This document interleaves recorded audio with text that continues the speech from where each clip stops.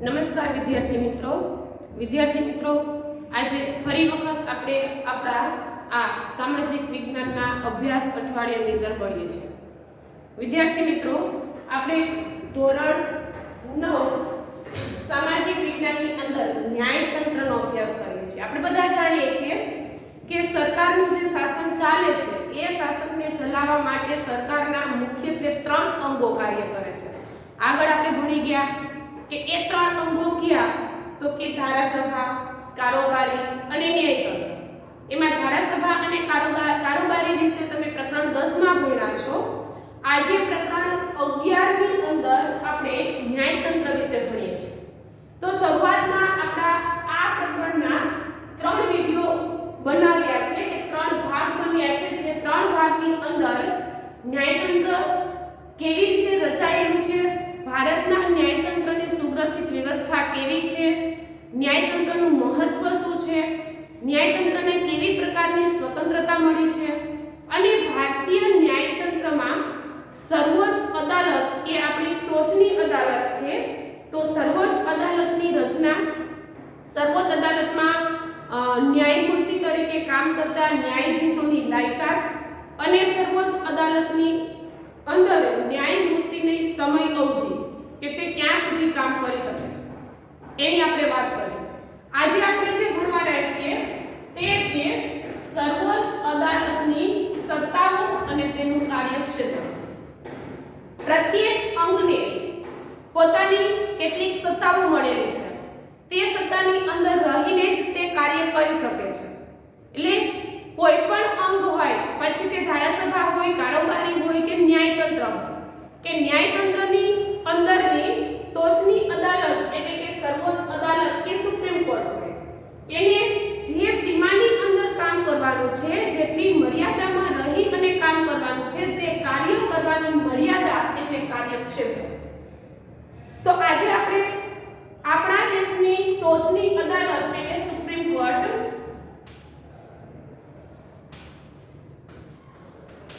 Supreme court કે જે દિલ્હી ખાતે આવેલી છે, આ સુપ્રીમ કોર્ટનું કાર્યક્ષેત્ર કયું છે એટલે કે તે કેટલી સત્તાઓ ભોગવે છે તે સત્તાઓ વિશે અભ્યાસ કરવાનો છે। થોડીક આપણે આગળની વાત કરીએ તો સુપ્રીમ કોર્ટની અંદર કેટલા ન્યાયમૂર્તિ હોય છે તો કે એક મુખ્ય ન્યાયમૂર્તિ હોય છે કે ન્યાયાધીશ હોય જેને ન્યાયમૂર્તિ તરીકે ઓળખવામાં આવે છે। એ સિવાય અલગ અલગ વિષય ઉપર ન્યાય આપી શકે તેવા અલગ અલગ વિષયના 28 ન્યાયાધીશો હોય છે। એ 28 ન્યાયાધીશો મુખ્ય ન્યાયાધીશની નીચે હોય છે। દરેક ન્યાયાધીશની નિમણૂક રાષ્ટ્રપતિ કરે છે। અન્ય 28 ન્યાયાધીશની નિમણૂક કરવા માટે રાષ્ટ્રપતિ મુખ્ય ન્યાયમૂર્તિની સલાહ લે છે અને એ મુજબ તેમની નિમણૂક કરવામાં આવે છે। પણ દરેક ન્યાયમૂર્તિએ જો સર્વોચ્ચ અદાલતના ન્યાયાધીશ બનવું હોય તો એના માટે ચોક્કસ એની લાયકાત હોવી જોઈએ। તો એ લાયકાત કેવી તો કે ભારતનો નાગરિક હોવો જોઈએ, 65 વર્ષથી નાની ઉંમરનો હોવો જોઈએ, એક સારો કાયદાનો જાણકાર હોવો જોઈએ અને નીચેની અદાલત એટલે કે સુપ્રીમ કોર્ટથી નીચે કઈ અદાલત છે તો કે વડી અદાલત। વડી અદાલતની અંદર એને ઓછામાં ઓછા 5 વર્ષ સુધી ન્યાયાધીશ તરીકે કામ કરેલું હોવું જોઈએ અથવા તો ઓછામાં ઓછા 10 વર્ષ સુધી વકીલ તરીકે કામ કરેલું હોવું જોઈએ। જો આટલી લાયકાત એટલે કે આટલો અનુભવ કે સિનિયોરિટી જે વ્યક્તિ ધરાવે છે તે વ્યક્તિ સર્વોચ્ચ અદાલતનો ન્યાયાધીશ બની શકે છે। સર્વોચ્ચ અદાલતનો ન્યાયાધીશ ક્યાં સુધી કામ કરી શકે તો કે જ્યાં સુધી લોકસભાના સભ્યો તેનાથી ખુશ છે ત્યાં સુધી। જો સર્વોચ્ચ અદાલતનો ન્યાયાધીશ કાયદા વિરુદ્ધનું વર્તન કરે અને લોકસભા કે રાજ્યસભાના સભ્યો તેને 2/3 બહુમતી આપી અને પદભ્રષ્ટ કરે તો મહાઅભિયોગથી તે પદભ્રષ્ટ થઈ શકે છે। વય અનુસાર તે તો કે 65 વર્ષ સુધી કામ કરી શકે છે અને સ્વૈચ્છિક રીતે તે કામ છોડવા માંગે છે તો કે સ્વૈચ્છિક નિવૃત્તિ લઈ શકે છે। હવે આપણે આગળ વાત કરીએ સર્વોચ્ચ અદાલતની સત્તાઓ અને કાર્યક્ષેત્ર। સર્વોચ્ચ અદાલતની સત્તાઓ 3 ક્ષેત્રમાં છે। સર્વોચ્ચ અદાલત છે તેનું કાર્યક્ષેત્ર 3 વિભાગમાં વહેંચાયેલું છે। એમાંનો પહેલો વિભાગ છે મૂળભૂત અધિકાર ક્ષેત્ર, બીજો વિભાગ છે અપીલ અધિકાર ક્ષેત્ર કે વિવાદી અધિકાર ક્ષેત્ર, ત્રીજો વિભાગ છે સલાહકાર અધિકાર ક્ષેત્ર। ત્રણેય અંગ વિશે એટલે કે ત્રણેય કાર્યક્ષેત્ર વિશે થોડીક માહિતી હું પછી આપણે ડીપમાં ભણવાના છીએ. મૂળભૂત અધિકાર ક્ષેત્ર એટલે સર્વોચ્ચ અદાલતની એવી સત્તા કે જે સત્તા અંતર્ગત સર્વોચ્ચ અદાલત સીધો જ કેસ લઈ શકે છે અને એ કેસને સીધો જ સર્વોચ્ચ અદાલત લડી શકે છે. એવી પ્રકારની સત્તાને મૂળભૂત અધિકાર ક્ષેત્ર કહે છે. તો કેટલાક કેસ એવા છે કે જે નીચેની અદાલતમાં નથી જતા, ડાયરેક્ટલી સર્વોચ્ચ અદાલતમાં જાય છે. તો જે કેસ ડાયરેક્ટલી સર્વોચ્ચ અદાલતમાં જાય છે અને એ કેસ ઉપર સર્વોચ્ચ અદાલત ન્યાય આપે તો તેને મૂળભૂત અધિકાર ક્ષેત્ર કહેવાય. સર્વોચ્ચ અદાલતની બીજી સત્તા કઈ છે તો કે અપીલ અધિકાર ક્ષેત્ર કે વિવાદી અધિકાર ક્ષેત્ર. દીવાની અને ફોજદારી કેટલાક દાવાઓ એવા હોય છે કે જે નીચેની અદાલતમાં લડાયા હોય, એટલે કે સર્વોચ્ચ અદાલતથી નીચેની અદાલત તો કે રાજ્યની વડી અદાલતના કેસ સર્વોચ્ચ અદાલત લડી શકે છે. મેં તમને પહેલા જ કહ્યું હતું ને કે આપણી આખી જે અદાલતની વ્યવસ્થા છે તે એકબીજા સાથે સંકળાયેલી છે. નીચેથી ઉપર આપણે કેસ મોકલી શકીએ છીએ. તાલુકા અદાલતનો જિલ્લામાં, જિલ્લા અદાલતનો રાજ્યમાં, રાજ્યની વડી અદાલતનો કેન્દ્રમાં એટલે કે સર્વોચ્ચ અદાલતમાં. એટલે નીચેની અદાલતમાં યાની કે વડી અદાલતના જે કેસ છે તે કેસને વડી અદાલત ન્યાય ન આપી શકે તો તે કેસ સર્વોચ્ચ અદાલત લડે છે. તો જ્યારે વડી અદાલતના ટ્રાન્સફર થઈ અને ગયેલા કેસ લડે ત્યારે તે સર્વોચ્ચ અદાલતનું કાર્યક્ષેત્ર અપીલ અધિકાર ક્ષેત્ર તરીકે ઓળખાય છે. ત્રીજું છે સલાહકાર.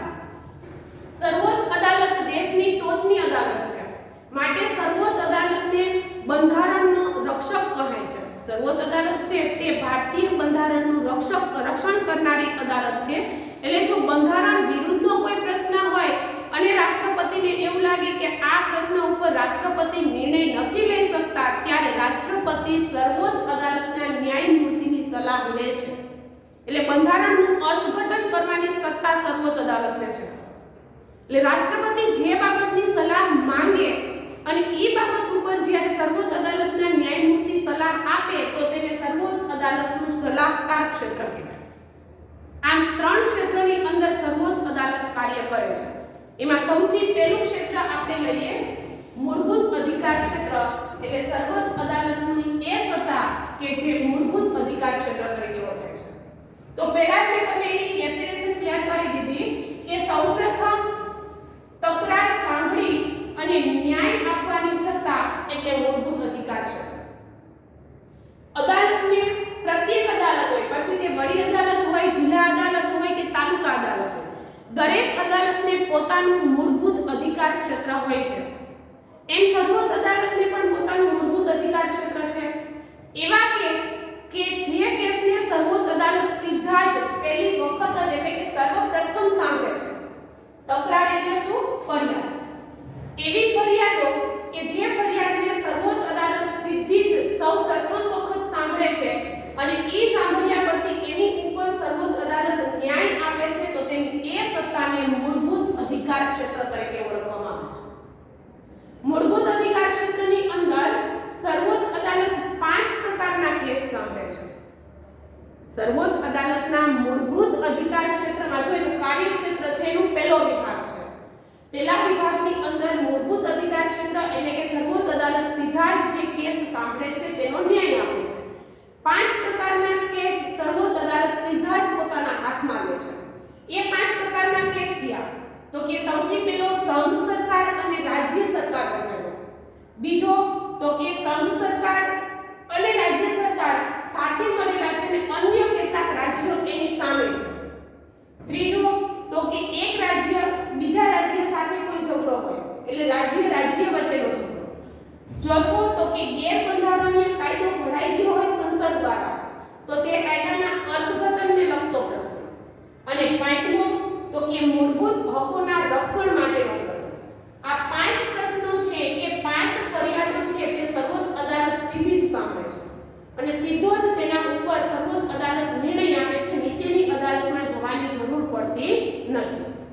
તે પછી એક આપણે એક્ઝામ્પલ સાથે થોડીક વાત કરીએ તો પહેલો પ્રશ્ન લઈએ આપણે તો કે સંઘ સરકાર અને રાજ્ય સરકાર વચ્ચેનો પ્રશ્ન.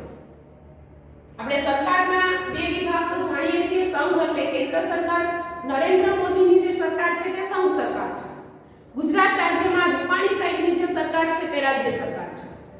હવે આપણે એ ખ્યાલ આવી ગયો કે સંઘ સરકાર કોને કહેવાય અને રાજ્ય સરકાર કોને કહેવાય. રાજ્ય કક્ષાની સરકારને રાજ્ય સરકાર કહેવાય, સમગ્ર દેશની સરકાર હોય કેન્દ્રની એને સંઘ સરકાર કહેવાય. તો એવા કેટલાક પ્રશ્નો હોય છે કે જે એક બાજુ સંઘ સરકાર છે તો એની સામે એક કે તેથી વધુ રાજ્યને વિરોધ છે. ધારો કે સંઘ સરકારે કોઈ નિર્ણય લીધો અને એ નિર્ણયનો વિરોધ એક અથવા એકથી વધુ રાજ્યોને છે સંઘ સરકાર સાથે, ત્યારે સંઘ સરકાર અને એની સામે પક્ષમાં રહેલા એક કે એકથી વધુ રાજ્ય વચ્ચેનો પ્રશ્ન છે તે સર્વોચ્ચ અદાલતની અંદર જતો હોય છે અને સર્વોચ્ચ અદાલત તેના ઉપર નિર્ણય આપતી હોય છે. તો એવી પ્રકારના જે કંઈ પ્રશ્નો હશે એ પ્રશ્ન સર્વોચ્ચ અદાલતની અંદર જશે. દાખલા તરીકે કોઈ એક રાજ્યએ કોઈ બાબતનો નિર્ણય, કાયદો કે બંધારણની અંદર ફેરફાર કરવા બાબતનો પ્રશ્ન રજૂ કર્યો, પણ એ પ્રશ્ન સંઘ સરકારે ન સાંભળ્યો કે સંઘ સરકારે એ પ્રશ્નનો નિકાલ ન કર્યો, ત્યારે એ પ્રશ્નની અંદર મતભેદ ઊભો થયો એક સંઘ સરકાર અને બીજી બાજુ રાજ્ય સરકાર. આ બંને સરકાર વચ્ચે કોઈ પણ બાબતનો મતભેદ હોય તો એ મતભેદને પતાવવાનું કાર્ય કરે છે સર્વોચ્ચ અદાલત. ત્યાર પછીનું એનો બીજો વિભાગ કયો કે બીજી કાર્યક્ષેત્ર કયું તો કે સંઘ સરકાર, રાજ્ય સરકાર અને સામે અન્ય રાજ્યોની રાજ્ય સરકાર. એક પક્ષની અંદર આ એક પક્ષ છે, એક પક્ષની અંદર એક સંઘ સરકાર અને એની સાથે કેટલાક રાજ્યો મળેલા છે. એક પક્ષમાં એક બાજુ સંઘ સરકાર છે અને એ સંઘ સરકાર સાથે કેટલાક રાજ્યો મળેલા છે, પણ એની સામે બીજા રાજ્યો કેટલાક વિરોધમાં છે. એટલે એક જૂથમાં માત્ર સંઘ સરકાર એકલી નથી, પણ સંઘ સરકારની સાથે 4 થી 5 રાજ્યો મળેલા છે, તો બીજી બાજુ અન્ય રાજ્યો એની સામે વિરોધમાં છે. ત્યારે જે પ્રશ્ન ઊભો થાય છે એ પ્રશ્નની પતાવટ પણ કોણ કરે છે તો કે સર્વોચ્ચ અદાલત કરે છે. દાખલા તરીકે ધારો કે સંસદે કોઈ એવો કાયદો ઘડ્યો કે સમગ્ર દેશની અંદર ગુટખા પ્રતિબંધ હોવો જોઈએ, તો ગુટખા પ્રતિબંધને લગતો કાયદો ઘડવા માટે સંઘ સરકારે જે નિર્ણય લીધો એ નિર્ણય સાથે દેશના 36 રાજ્યો છે કે કેન્દ્ર શાસિત પ્રદેશો છે એમાંથી 5-10 રાજ્યો સંઘ સરકાર સાથે સહમત છે. તો સામે 5-10 રાજ્યો એવા છે કે સંઘ સરકારે લીધેલા નિર્ણયની સામે વિરોધમાં છે. તો જે રાજ્યો સંઘ સરકારનો વિરોધ કરે છે એ રાજ્યો એક બાજુ વિરોધમાં છે, તો એક બાજુ સંઘ સરકાર અને અમુક કેટલાક રાજ્યો સંઘ સરકાર સાથે સહમત છે, તો એક જૂથ છે. તો એ જૂથની સામે અન્ય રાજ્યનો જ્યારે વિરોધ ઊભો થાય ત્યારે એ વિરોધની પતાવટ કરવાનું કાર્ય સર્વોચ્ચ અદાલત કરે છે. ત્રીજો મુદ્દો કયો તો કે રાજ્ય સરકાર સાથે રાજ્ય સરકારને કોઈ ઝઘડો હોય, પાણીને લગતો હોય અથવા તો સરહદને લગતો હોય. ટૂંકમાં કહીએ તો એક રાજ્યને બીજા રાજ્ય સાથે જો કોઈ પ્રશ્ન હોય તો એ પ્રશ્નની પતાવટ છે તે સર્વોચ્ચ અદાલત કરે છે. દાખલા તરીકે આંતરરાજ્ય વેપારને લગતો પ્રશ્ન હોય. ફોર એક્ઝામ્પલ, મોરબીનો કોઈ એક સિરામિક ઇન્ડસ્ટ્રીઝનો માલિક છે એ બોમ્બેના એક વેપારીને માલ વેચે છે. તો મોરબીના એ વેપારીને બોમ્બેના વેપારી સાથે માલ અને રૂપિયાની લેવડ દેવડ માટે કોઈ પ્રશ્ન થયો, તો એ પ્રશ્નના નિકાલ માટે કેસ થયો. તો એ કેસ કોણ લડશે તો કે એક બાજુ ઉત્પાદક છે ગુજરાતનો, બીજી બાજુ વેપારી છે મહારાષ્ટ્રનો. તો અહીંયા એક રાજ્ય સાથે બીજા રાજ્યનો પ્રશ્ન છે, તો એ પ્રશ્ન નહીં ગુજરાતની વડી અદાલત સાંભળે કે નહીં મહારાષ્ટ્રની વડી અદાલત સાંભળે. એ પ્રશ્ન સાંભળશે કોણ તો કે કેન્દ્રની સર્વોચ્ચ અદાલત દિલ્હીમાં એ પ્રશ્ન થશે. એવી જ રીતે કોઈ સરહદનો પ્રશ્ન હોય, દાખલા તરીકે ગુજરાત રાજ્ય અને મધ્યપ્રદેશ બંને એકબીજાના પડોશી રાજ્યો છે, તો ગુજરાતની સરહદ અને મધ્યપ્રદેશની સરહદ બાબતનો કોઈ પ્રશ્ન હોય તો એ પ્રશ્ન સીધો જ બંને રાજ્ય વચ્ચેનો પ્રશ્ન છે, એટલે એકેય રાજ્ય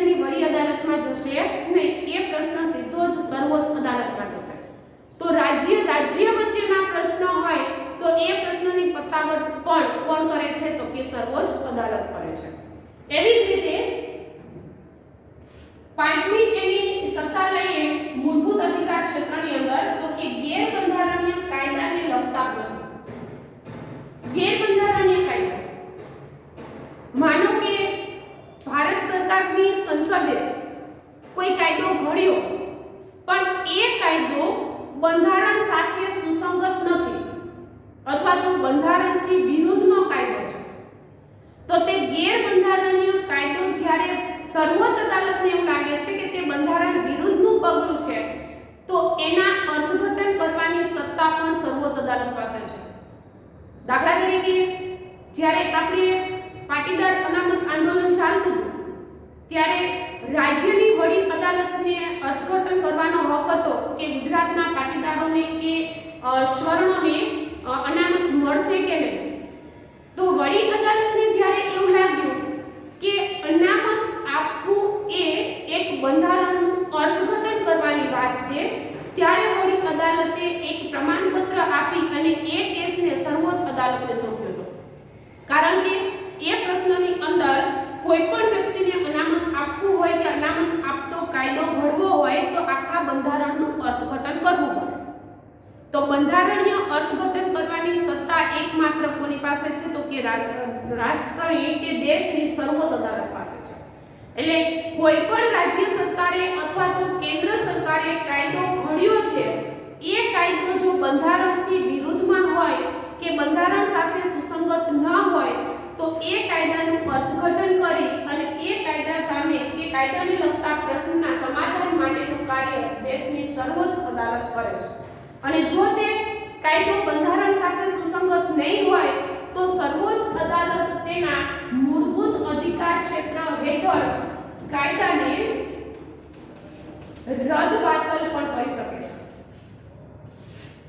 કાયદો બંધારણ સાથે સુસંગત નહીં હોય તો તે કાયદાને રદબાતલ પણ કરવાની સત્તા દેશની સર્વોચ્ચ અદાલત પાસે છે. દાખલા તરીકે 14 વર્ષથી નાની ઉંમરના બાળકો પાસે જોખમી કામ લેવડાવવું એ એક બાળ મજૂરી ગણાય છે.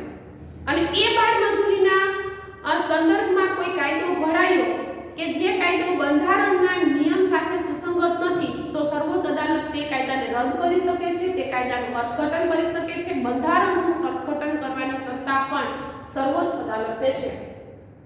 એવી જ રીતે પાંચમું એનું અધિકાર ક્ષેત્ર છે મૂળભૂત હકોનું રક્ષણ.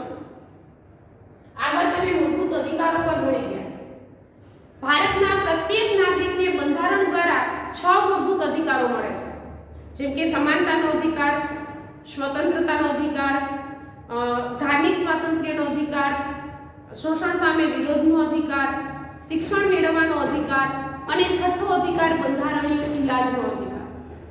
આપણને મળેલા આ 6 મૂળભૂત અધિકારોનું રક્ષણ કરવાની સત્તા પણ કોને છે? તો કે સર્વોચ્ચ અદાલત.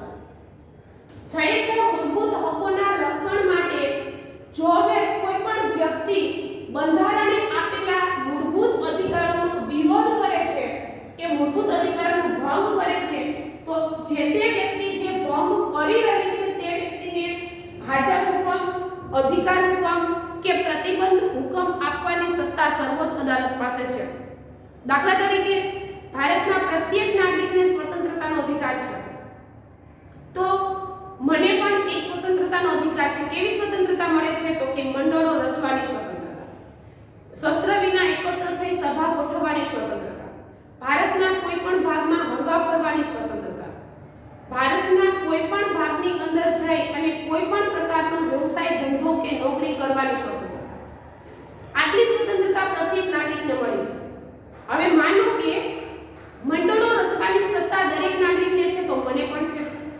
ધારો કે મેં મંડળ રચવાની સ્વતંત્રતા અંતર્ગત ગ્રાહકોની સુરક્ષા માટે એક ગ્રાહક સુરક્ષા મંડળ રચ્યું અને એ ગ્રાહક સુરક્ષા મંડળ મેં રચ્યું, તો કોઈ કાયદાના રક્ષક એટલે કે પોલીસે મારી ધરપકડ કરી કે તમે એમ મંડળ રચી શકો નહીં, તો ત્યાં મને મળેલો જે અધિકાર છે ને કે સ્વતંત્રતાનો અધિકાર, એ અધિકારનો ભંગ થયો છે.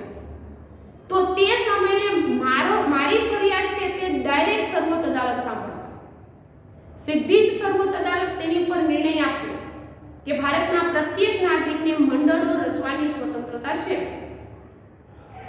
એટલે કોઈ પણ અધિકાર, એવી જ રીતે ધારો કે કોઈ મેડિકલનો સ્ટુડન્ટ છે, પ્રવેશ મેળવવા માટે જાય છે, શિક્ષણ મેળવવાનો અધિકાર છે, કોઈ પણ પ્રકારના ભેદભાવ વિના, જ્ઞાતિ, જાતિ કે ધર્મના ભેદભાવ વિના જો એ સ્ટુડન્ટ મેરિટ લિસ્ટમાં આવતો હોય તો તેને કોઈ પણ શાળા કોલેજમાં પ્રવેશ મેળવવાનો અધિકાર છે। હવે મેડિકલનો એ સ્ટુડન્ટ જ્યારે મેરિટ લિસ્ટમાં છે છતાં પણ એમને કોલેજ પ્રવેશ નથી આપતી જ્ઞાતિને આધારે, કારણ કે એ કોઈ અમુક જ પછાત જ્ઞાતિમાંથી આવે છે, તો મેડિકલ કોલેજ એને જ્ઞાતિના ધોરણ ઉપર પ્રવેશ આપવાની મનાઈ કરે છે, તો એ સંજોગોની અંદર એ વિદ્યાર્થીનો એક અધિકાર છે તેનો ભંગ થયો છે, શિક્ષણ મેળવવાનો અધિકાર, તો એ વિદ્યાર્થી સીધો જ સર્વોચ્ચ અદાલતનો દરવાજો ખખડાવી શકે છે। એટલે આમ કહીએ તો ભારતના સૌથી ટોચની જે અદાલત છે સર્વોચ્ચ અદાલત, એ અદાલતના કાર્યક્ષેત્રોમાં 3 કાર્યક્ષેત્રો, મૂળભૂત અધિકાર ક્ષેત્ર, અપીલ અધિકાર ક્ષેત્ર અને સલાહકાર અધિકાર ક્ષેત્ર।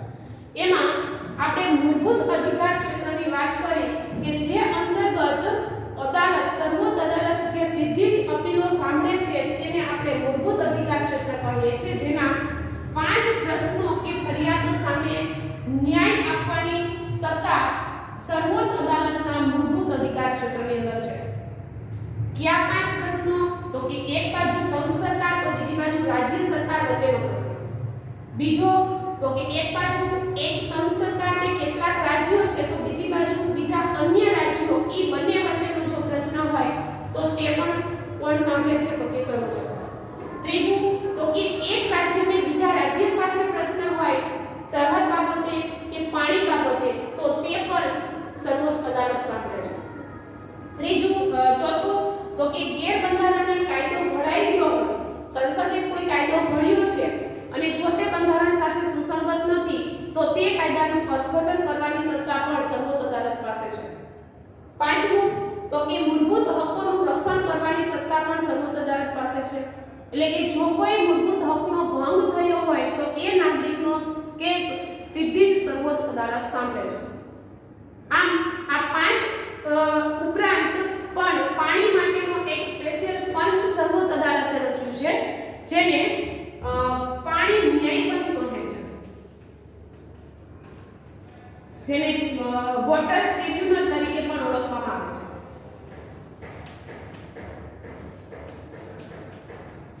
વોટર ટ્રિબ્યુનલ એ એક ટ્રિબ્યુનલ સર્વોચ્ચ અદાલત નીચે કામ કરતું ન્યાય પંચ છે। એક રાજ્યની નદી બીજા રાજ્યમાં થઈને સમુદ્રને મળતી હોય છે, દાખલા તરીકે નર્મદા નદી છત્તીસગઢના અમરકંટકમાંથી નીકળે છે તો તેના વહન માર્ગમાં 3 રાજ્યો આવે, એક મધ્યપ્રદેશ, બીજું મહારાષ્ટ્ર અને ત્રીજું ગુજરાત। ગુજરાતની અંદર તે ભરૂચ પાસે દરિયાને મળે છે, તો ગુજરાતમાં એ નદી ઉપર બંધ બંધાયો સરદાર સરોવર, અને એ પાણીના વપરાશ બાબતે જો મધ્યપ્રદેશ સરકાર કે મહારાષ્ટ્રની સરકાર વિરોધ કરે, એટલે કે ગુજરાત સરકાર છે તે સરદાર સરોવરની અંદર એકત્ર થયેલું પાણી જો મધ્યપ્રદેશને મહારાષ્ટ્રને વાપરવા માટે નહીં આપે તો ત્યાં પાણીની વહેંચણીનો પ્રશ્ન ઊભો થશે। તો ગુજરાત, મધ્યપ્રદેશ અને મહારાષ્ટ્ર આ 3 રાજ્યો વચ્ચે નર્મદા પાણીના વહેંચણીનો પ્રશ્ન ઊભો થાય તો એ પ્રશ્ન સીધો જ સર્વોચ્ચ અદાલત તેના મૂળભૂત અધિકાર ક્ષેત્રની અંદર સર્વપ્રથમ સાંભળે છે। એટલું જ નહીં, એ પ્રશ્નના નિકાલ માટે સર્વોચ્ચ અદાલતે એક અલગ ન્યાય પંચ બનાવ્યો છે, જે પાણી ન્યાય પંચ કે વોટર ટ્રિબ્યુનલ તરીકે ઓળખાય છે। અને આ ન્યાય પંચ છે તે 2 થી વધુ રાજ્ય વચ્ચે પાણીની વહેંચણી બાબતનો પ્રશ્ન છે તેને પતાવશે અને યોગ્ય નિર્ણય પણ આપશે। એટલે આવા રાજ્ય વચ્ચેના, એક રાજ્ય કે એકથી વધુ રાજ્યો વચ્ચેના, સંઘ સરકાર અને રાજ્ય સરકાર વચ્ચેનો કે એક બાજુ સંઘ અને રાજ્યો તો બીજી બાજુ અન્ય રાજ્યો વચ્ચેના પ્રશ્નો, બંધારણનું અર્થઘટન કરવાનો પ્રશ્ન હોય, ગેરબંધારણીય કાયદાને લગતો પ્રશ્ન હોય અથવા તો મૂળભૂત અધિકારોના રક્ષણને લગતો પ્રશ્ન હોય, તો આ બધા જ પ્રશ્નો સર્વોચ્ચ અદાલત સીધા જ તેમના મૂળભૂત અધિકાર અધિકાર ક્ષેત્રની અંદર સાંભળે છે. તો વિદ્યાર્થી મિત્રો, સર્વોચ્ચ અદાલતના કાર્યક્ષેત્રનો એક વિભાગ આપણે પૂર્ણ કર્યો, કેમ કે સર્વોચ્ચ અદાલતના કાર્યક્ષેત્રના 3 વિભાગો છે, જેમાં મૂળભૂત અધિકાર ક્ષેત્ર આપણે ભણી ગયા. હવે પછીના નેક્સ્ટ વિડિયોની અંદર આપણે અપીલ અધિકાર ક્ષેત્રની વાત કરીશું. અપીલ અધિકાર ક્ષેત્ર એટલે એવી ફરિયાદો કે જે વડી અદાલતમાંથી સર્વોચ્ચ અદાલતમાં આવે છે. કેવી ફરિયાદો? તો કે જે નીચેની વડી અદાલતમાં કેસ ચાલતા હતા, પણ વડી અદાલતે તે કેસમાં યોગ્ય નિર્ણય ન આપ્યો કે ચુકાદો ન આપ્યો, માટે એ ચુકાદો સર્વોચ્ચ અદાલતમાં પુનઃ અર્થઘટન માટે જાય છે, તો તેને કહેવાય અપીલ અધિકાર ક્ષેત્ર. તો આ અપીલ અધિકાર ક્ષેત્રની વાત આપણે નેક્સ્ટ વિડિયોની અંદર હવે પછીના આવતીકાલના વિડિયોમાં કરીશું, કે હવે પછીના વિડિયોની અંદર કરીશું. ત્યાં સુધી આવજો. જય હિન્દ, જય ભારત.